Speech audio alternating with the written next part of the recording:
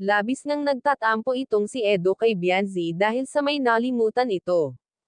Bago ko ipagpatuloy ang maiksing reaction video na ito, hiling ko lang na patapusin ang panonood nito para malaman ang nilalaman nito, at kung bago ka pa lang sa munting channel na ito, paki-subscribe para lagi kang updated sa video ng mga kalingap.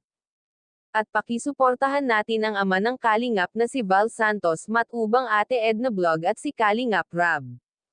Isang mapagpalang araw sa inyong lahat mga kalingap, at shoutout nga pala sa patuloy na sumusuporta sa aking YouTube channel, lalong-lalo na sa mga viewers natin na walang sawang nanonood at sumusuporta. Salamat.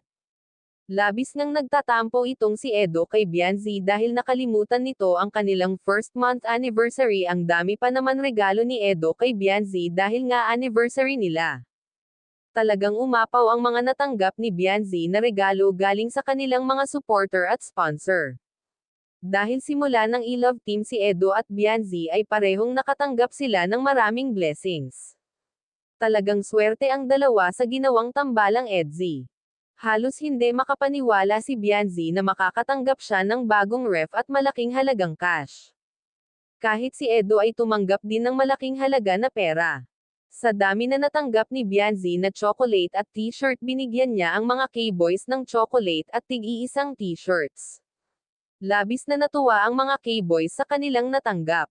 At ang labis na ikinatuwa ni Edo at Bianzi ay ang nakatanggap sila ng couple shoes. Talagang maganda ang sapatos at sobrang mamahalin ito.